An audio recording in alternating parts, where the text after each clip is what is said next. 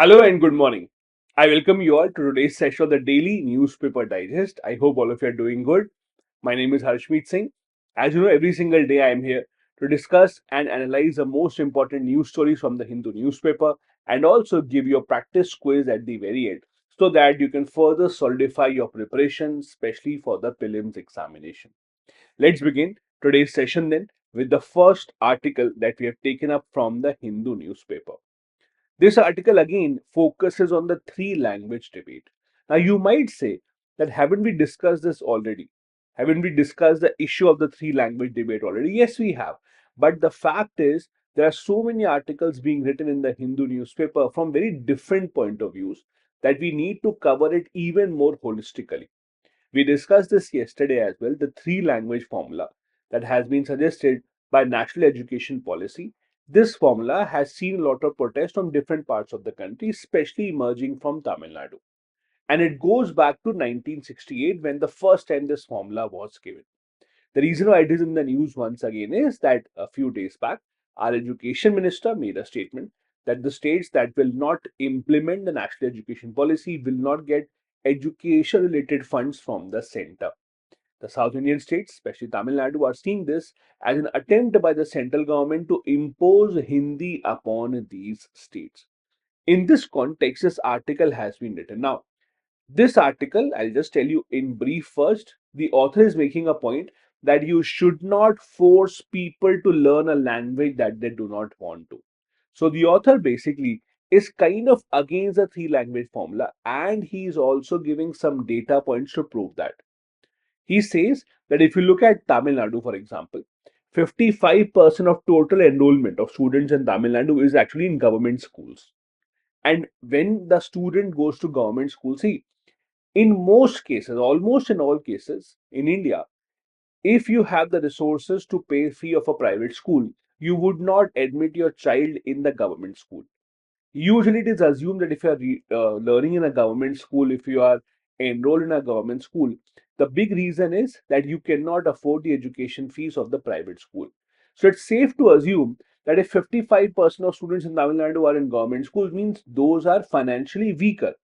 Now, when they are financially weaker, what it also means is they would not have access to coaching or other tuitions. That means when you're introducing a new subject, a third language, you are adding pressure not just academically, but you're also adding pressure financially on them. The National Education Policy claims that multilingual education will develop your cognitive abilities or your cognitive abilities in the long run. And this is where the author does not seem to go in line with this idea. The author says that research says that a strong foundation, mother tongue is even more crucial than having any other languages for your cognitive learning. So if you are really focused on improving the cognitive learning, analytical thinking of the student, focus on teaching in their mother tongue and not in any new foreign language. Also, the other argument given in the three language formula, or especially the use of Hindi, is about employment. It is said that the more languages that you learn, the more employability it will give you. But the author says that if you look at employment patterns, English still remains a primary language for all these employment. If you look at the government services, defense, judiciary, in all of these, English remains a primary language. So as long as the schools in Tamil Nadu and other states are teaching English, that should not really be a problem. Tamil Nadu students, in fact, as per the author, have been successful in competing in national examinations without being very proficient in Hindi. So, this entire argument that if you don't learn Hindi, you will fall behind is actually bogus as per the author. The author says, apart from this, even if you want to implement this, there are some logistical challenges. Introducing a new language means having enough teachers for that. That is a problem. Third language teachers are very difficult to find in Tamil Nadu. 80 to 90% of Tamil Nadu's education budget is spent on teachers' salaries. Means you do not have a lot of funds remaining now to expand that, have new teachers, have new infrastructure to now start teaching a new language altogether.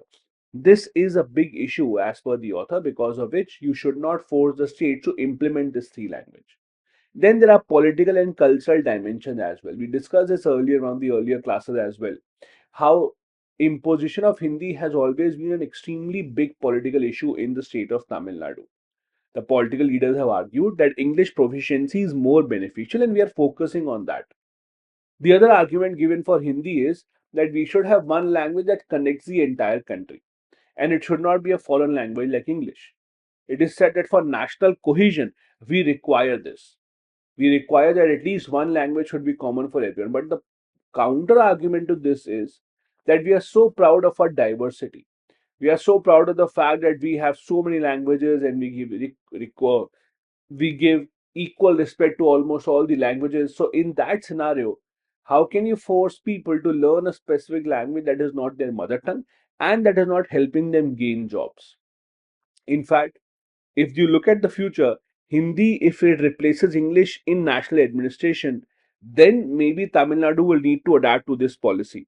But since that is not happening, since in the national administration, English still remains the primary language of communication in the courts, the legislature, then there's no point of forcing Hindi upon those students who are actually from other languages. The author says you can make it an optional subject from middle school onwards, but making something compulsory will never have a good impact. And this has been proven as well. When you make something compulsory, there'll always be some protest from the people. On the other hand, when you make it optional, you're actually leaving it to the wisdom of the people. And if they think it is helpful for them, they will adapt to it by themselves. Now, let's look at some other information regarding this language issue that we have in India. The constitution talks about languages at multiple places. Apart from listing 22 languages in the 8th schedule as of now, we also have multiple articles related to linguistic pattern in India. Article 29 and Article 30 talk about protection of culture and linguistic rights of minorities. Article 30, in fact, gives the minorities the right to set up their education institutions and they will be run without the government interference. This also includes linguistic minorities and they do have this right. Article 343 enlists Hindi as the official language but allows English to continue for official purposes, while Article 351 gives the responsibility to the Government of India to spread the use of Hindi as much as possible. We discussed this earlier as well. No other language has been given this privilege that their language or their use should be spread. It is only for Hindi that this language's use has to be spread across the country. This is the responsibility of the Government of India. Now, I'll just, in short, to encapsulate this entire topic, I just want to give you some arguments in favor and arguments against the three language formula. The arguments in favor of the three language formula is, see, the more that you know, or the more languages that you know, better is your analytical thinking. It's hard to argue against that.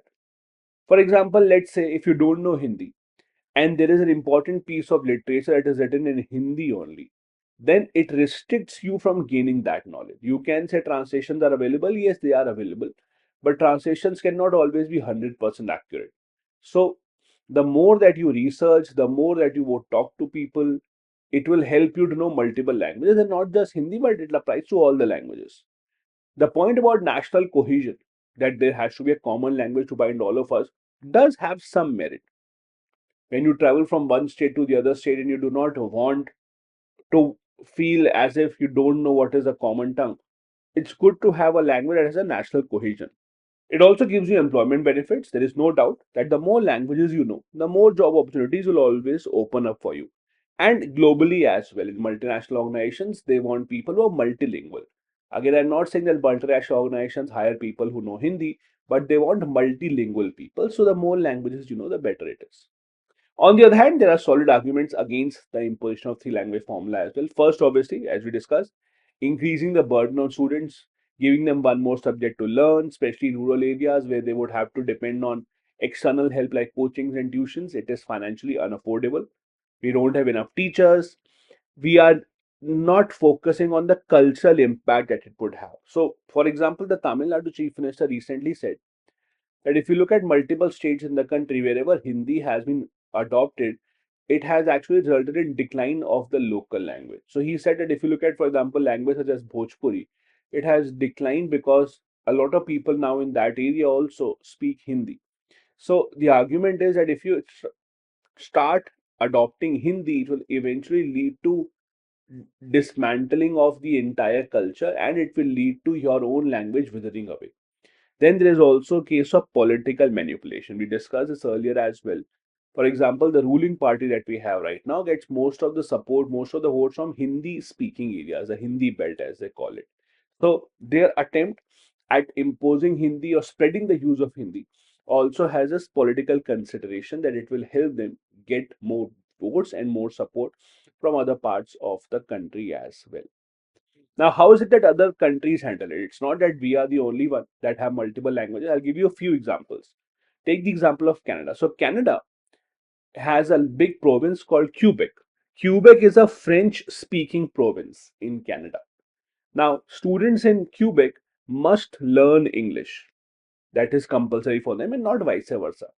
On the other hand, Switzerland has four national languages: German, French, Italian, and Romansh.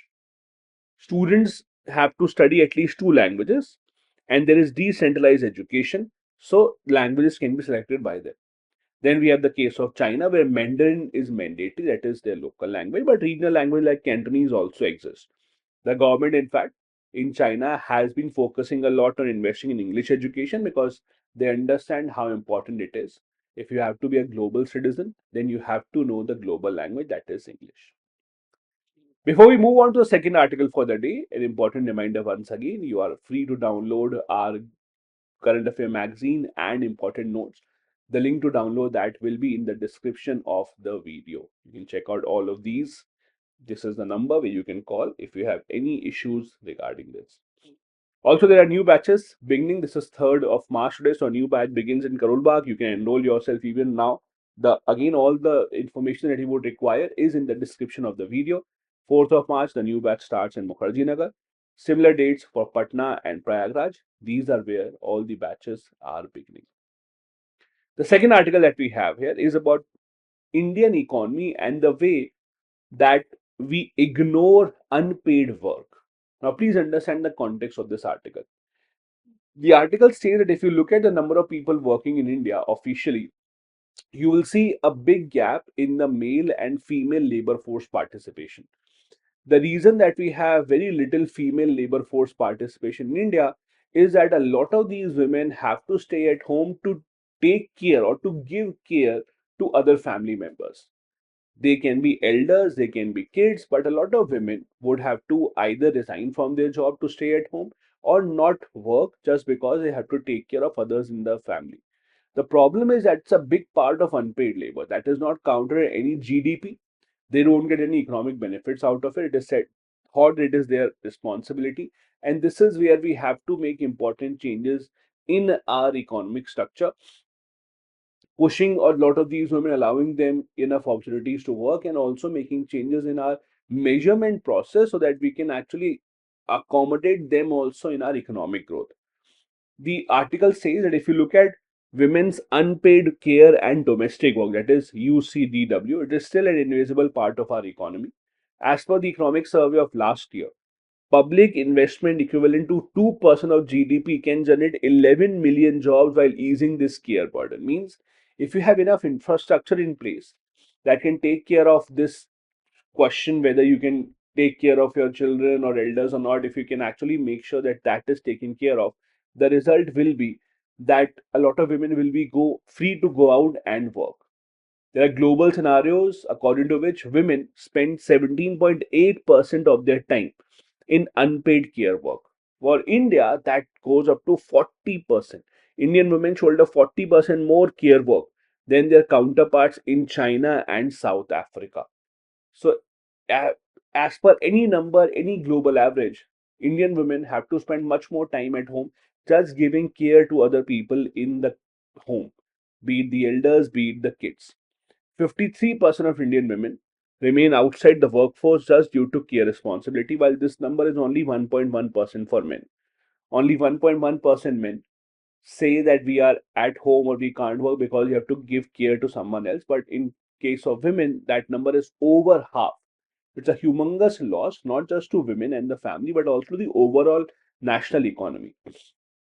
The article suggests three things or three prone strategy that can be deployed.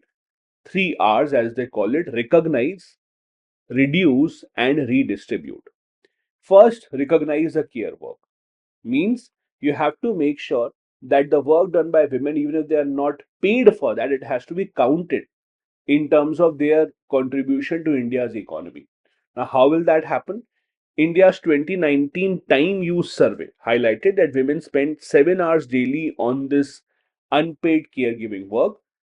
Also, we have to make sure that this time period is counted. We have to integrate time use modules in our household surveys so that we can put a value on the time that they are giving and they're not getting paid for it. Second aspect of the strategy is reduce the burden. How?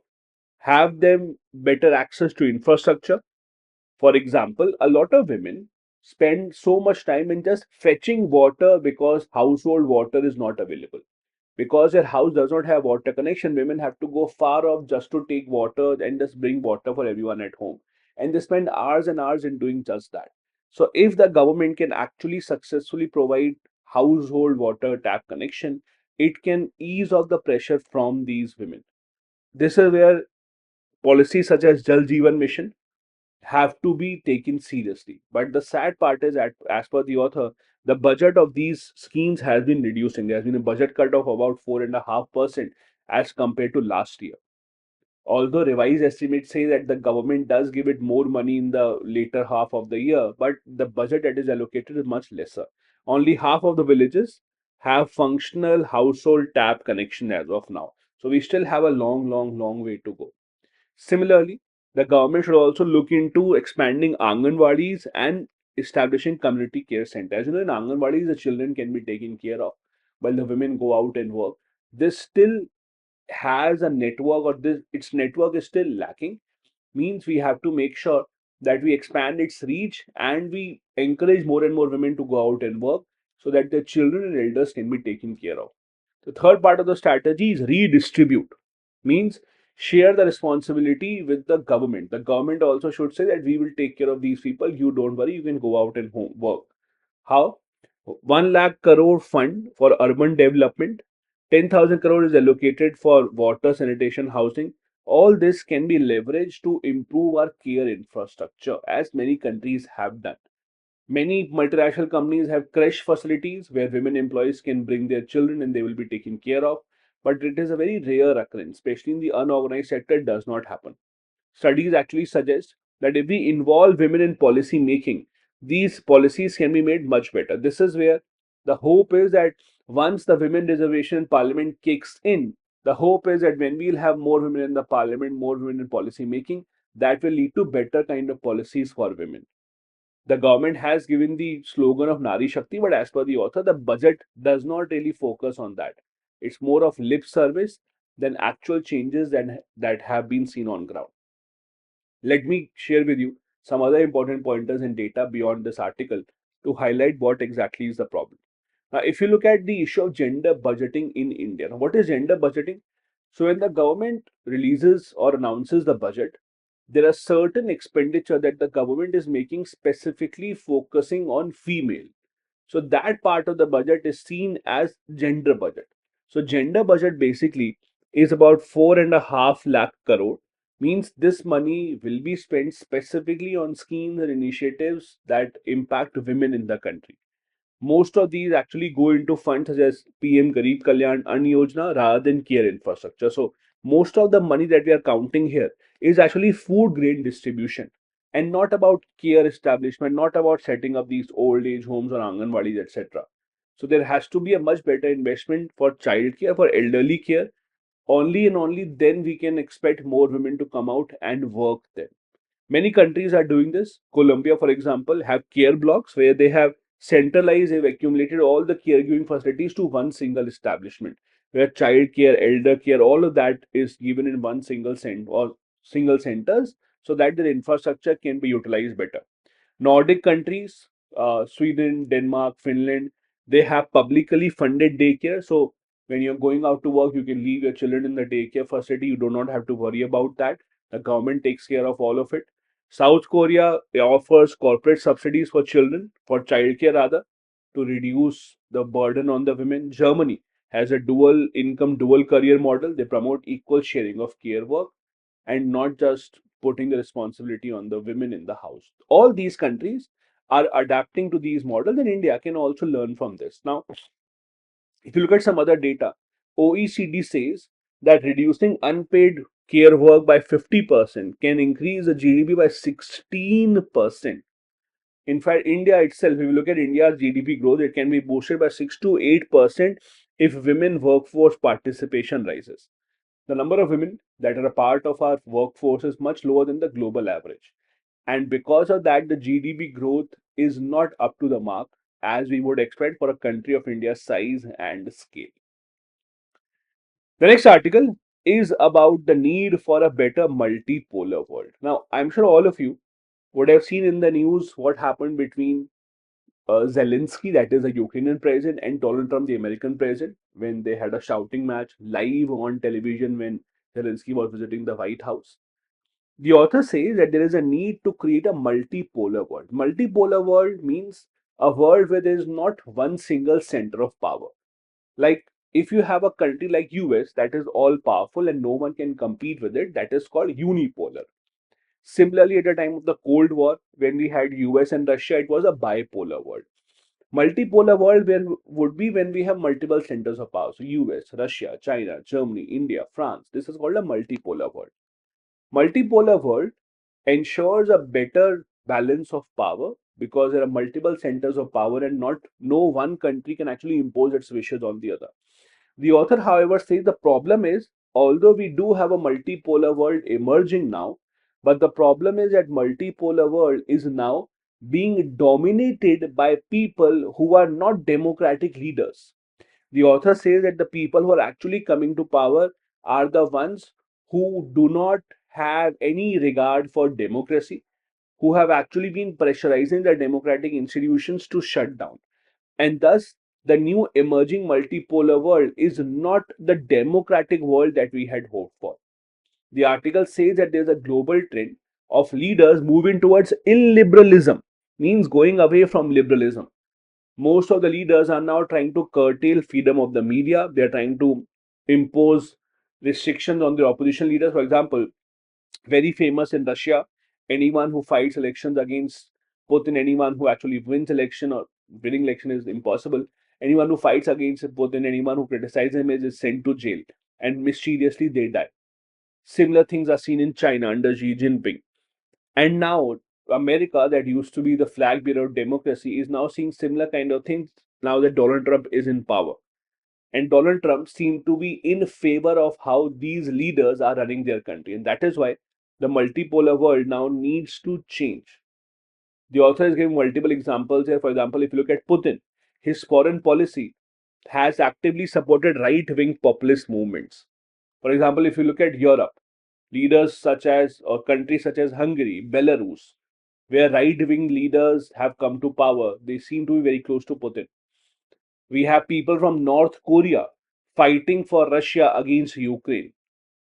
This is where the expectation was that America will take a stand, help these countries, but that does not seem to be happening. In fact, how Trump has been speaking and behaving, it seems to go against NATO and the United Nations. On the other hand, if you look at leaders such as Netanyahu, who have again supported hardline policies in Israel, Viktor Orban in Hungary, as I told you, Bolsonaro in Brazil, all of them, they have come to power making promises that we will change the country, and the people have actually elected them, and they are now giving push to right wing politics, means not accepting anyone's criticism, not letting anyone freely criticize him, not helping other countries set up democracy or liberalism. Now, when you have a multipolar world that is run by authoritarian regimes, the problem is that authoritarian regimes are not a better alternative to Western hegemony. Means you might think that earlier a few countries in Western world were actually ruling the entire world over the ones that were the true power in Western world. But that is not to say that the better option is to have these authoritarian regimes, because these authoritarian regimes, when they start to dominate the world, they are actually taking us away from the democratic values, because you do not know how will they take decisions, you do not know on what policies are they considering their decisions. For example, as long as Donald Trump has been in power, the decisions that he has taken, his disregard for democracy, his disregard for whatever promises were made by the earlier governments in the US are all a danger sign to the countries around the world, including India. For example, if India thinks that America is a good fellow friend, a good ally, we have to see how they behave. Because if the American president does not keep its promise to one country, what is to say that they will not do the same towards India? This is where, if you see the illiberal model, as the author talks about, it is seen around the entire world. Putin, because he has been now supported or at least not being opposed by Donald Trump, is now even free to take up campaigns in countries such as Georgia, Syria, etc. Putin has tried in the past as well to interfere in Western countries' democratic elections, and he will continue to do the same. Similarly, in China, Xi Jinping has been expanding its influence. They have been expanding the BRI Belt and Road Initiative, putting as many countries under its investment model as possible. They have also been suppressing democracies in Taiwan, in Hong Kong, and they have been extremely successful in doing that. Countries such as America, that had the responsibility to stop them, do not seem to be interested in taking up that role. The democratic alliances, on the other hand, are weakening. Alliances such as NATO, EU, all of these are actually weakening over the decades. The ones that were given the responsibility to actually handle these growing powers such as Putin and China, they have taken a backseat. Donald Trump does not seem to be interested in playing a big global role. He's more interested in ensuring that America gets the best tariff deals out of the other countries. We have also seen that multinational institutions like WTO, WHO, UNESCO, all of these have little importance in the mind of Donald Trump, in the mind of the American president. He has already said that America will not be a part of the Paris climate deal. All of these mean that democratic alliances are now weakening, and thus a new multipolar world is emerging, but not the one that we had hoped for earlier. Now, if you look at some of the important parts of how this particular topic connects with our history, it is interesting to note that historically also we have seen the rise of fascism. Fascism is a political ideology where one single person has all the powers, where he or she is the only one who controls the executive, the legislative, and even the judiciary in certain cases. It happened between the two world wars in Italy and Germany with the rise of Hitler and Mussolini. And similar things seem to be happening right now because fascism means one single leader having all the powers. They are the ones who focus on protectionism, means they don't want to trade with other countries. They only want policies that are best favored for them. They impose crackdowns against opposition, against media, and they expand their military ambitions. And all of this is very similar to what is happening today, right now in the 21st century. It's very similar to what is happening in Russia, and America does not seem to care much about it. If you look at other countries as well, it's not just Russia. Russia is a big country, so we pay a lot of attention there. But even if you look at Hungary, for example, in Europe, Hungary has a Prime Minister, Viktor Orban, who has repeatedly spoken in favor of Vladimir Putin. He has rejected liberal democracy. He advocates for a Christian nationalist Europe. Hungary was the only country that did not accept migrants coming in. They said that no, we are closing our borders. We do not want anyone to come into our country. And the policies of Viktor Orban have been pretty autocratic. Despite pressure from other EU countries, they have not been able to push Hungary towards changing its policies and setting up democracy as it should be. So it's a pretty interesting and challenging time for the world ahead. Europe itself, that sees itself as the harbinger of democracy, even they have not been able to get all their countries in line with the democratic values. The next article that we have here is about election commission, saying that we did have a slight mistake and we will be correcting it by removing the same voter ID numbers across the state. Now, what is the issue here? So a few days back, Mamata Banerjee, the Bengal chief minister, made a claim, made an allegation that multiple people in different parts of the country have the same voter ID number with them. So, for example, if you live in Delhi and you live in, let's say, Kerala or Karnataka, it might be a chance that you might have the same 10-digit voter ID number with you. Now, is it a problem? She said it is a problem because it leads to voter duplication. Because the voter ID number is the same, so maybe the person can vote at two places. Election Commission says that no, this is not how it works. Same voter ID number doesn't mean that you can vote at two places, because you can only vote at a place where your name is in the voter list. But even then, Election Commission is saying we accept that this should not be done. So now we are removing or changing these voter ID numbers to make sure that no two people have the same number now. How are they doing that? By the use of new online portal that they have called Aeronet 2.0 portal.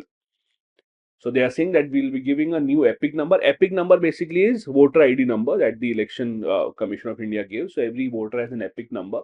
And they say that now no two people will have the same epic number, and we'll make sure of that using the Aeronet platform. So again, before Aeronet was introduced, numbers were, or voter ID numbers were given manually, and thus there was some duplication. And again, this issue was put to light, or brought to light, especially by the West Bengal Chief Minister, who says that this can lead to, or in fact, she said that this has led to voter manipulation. They said that it allows the single person or multiple people to vote from the same voter ID, which should not have been the case. As expected, the opposition members like Mamata Banerjee say that this is being done by the government, and they say that these voter frauds have been done in states such as Maharashtra, New Delhi, and they might take place in West Bengal as well. And that is where the Election Commission says that no, that is not possible. They say that the voter can only vote in that voting booth where his or her name is in the voting list. But anyways, they will be changing this number with the help of the new Aeronet 2.0 system. Everyone will be given a unique number. Now, let me share a bit of detail with you what exactly is Aeronet and how does it work. So, Aeronet stands for Electoral Roll Management System. It's a web-based platform to ensure there are no multiple entries across different states. Voter registration, migration, and deletion of voters has to be or will be up to date here. It will give real-time updates on electoral rolls and reduce the manual errors as well. That is the entire idea. It will allow the state electoral officers to cross-check the records much more efficiently. It will make sure there is no duplication of effort. That is the entire idea. So they are using technology now to make sure that there is no duplication. And this duplication thing, it is a pretty common problem that we have had. In the past, also multiple reforms have been carried out. For example, linking your voter ID to Aadhaar.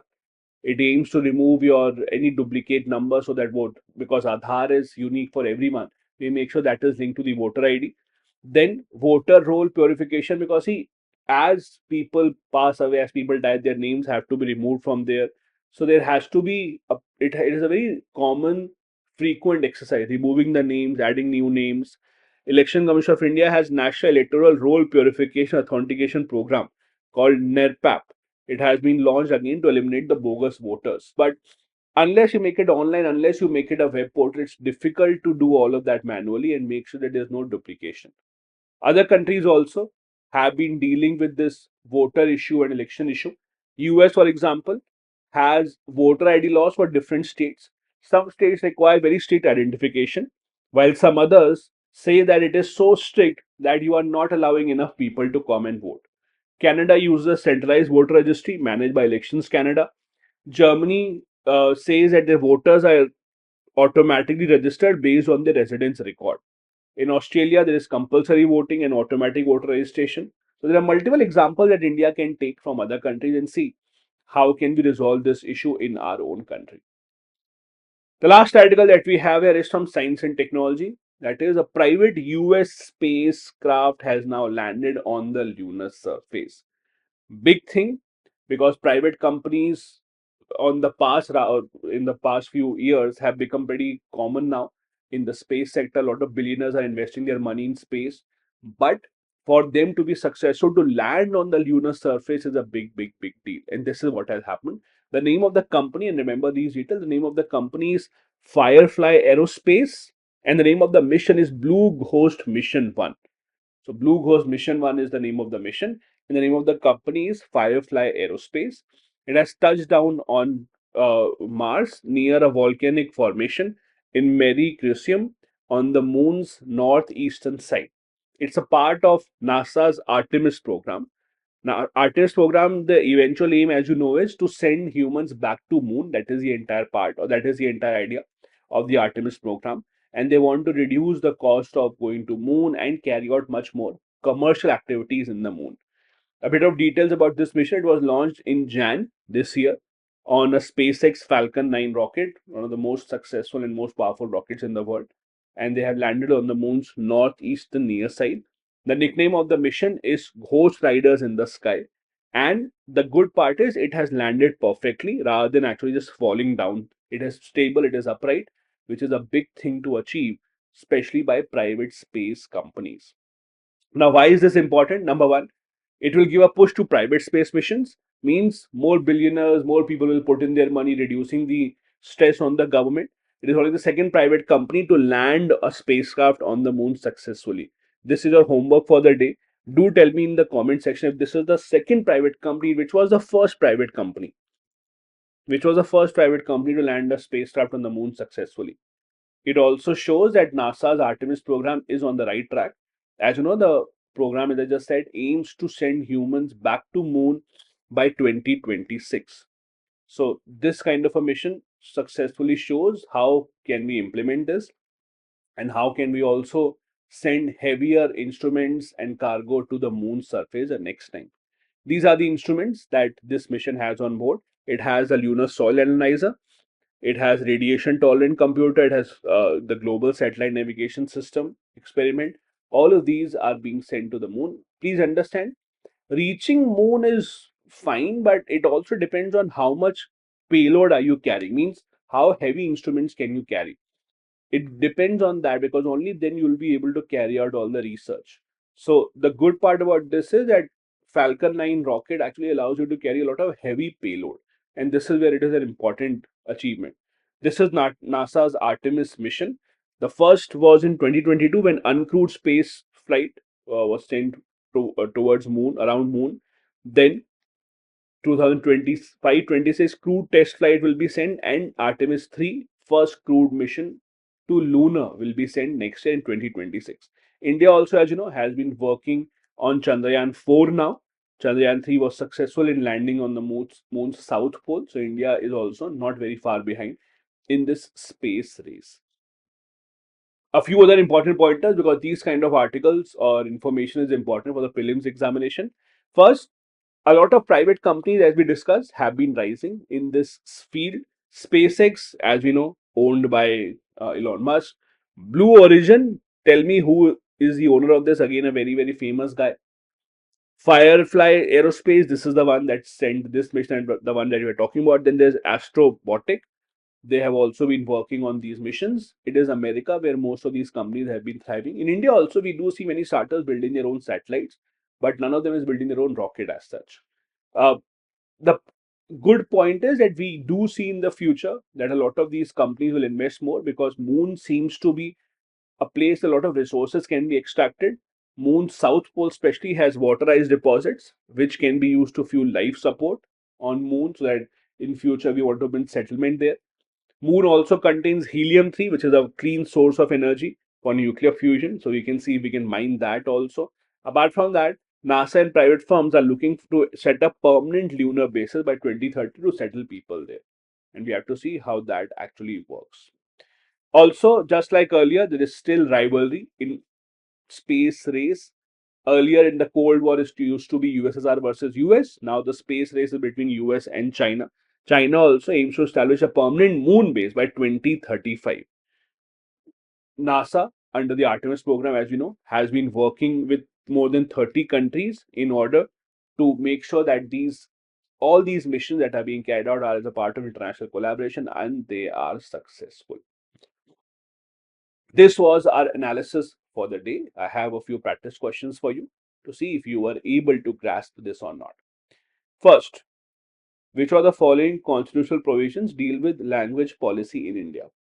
Article 29, protection of linguistic minorities. Second, Article 30, right of minorities to set up educational institutions. And Article 343, India or Hindi as the official language of India. Which of these statements are correct? All of these. As we discussed, all of these are constitutional provisions with respect to language in India. Consider the following statement regarding unpaid care work in India. Indian women spend average 7 hours per day on unpaid care work. Yes, correct. Jal Jeevan Mission aims for 100% potable water coverage by 2028. Yes, this deadline has been extended, by the way. It was not 2028 earlier. India's female labor force participation rate is higher than global average. No, no, no, no. Much, much, much lower than global average. Much lesser women actually come to work in India. Answer is A. Next, consider the following statements regarding voter ID duplication in India. Duplicate voter ID numbers exist because of a manual and decentralized registration process before Aeronet. Yes, we discussed this. Aeronet 2.0 is a blockchain-based system. No, not blockchain-based system. It's a simple web portal, not a blockchain system. Election Commission of India can link Aadhaar with voter ID to prevent duplication. Yes, this is being done. 1 and 3 is correct. That is B. Consider the following statements about Firefly Aerospace's Blue Ghost mission. One first, it is the first private US spacecraft to land on the moon successfully. Second, this is correct by the way. The mission aims to support NASA's Artemis program. That is also correct. The mission landed on Earth or Moon's South Pole, no, not South Pole. We discover where it is. Do tell me in the comment section, but it is not South Pole. A is the correct answer. 1 and 2 here are correct. This was our session for the day. I hope it added to your knowledge. Do join us tomorrow as well. If you're new here, do hit the like and the subscribe button and share it with your friends as well. I'll see you tomorrow. Bye bye. Jai Hind.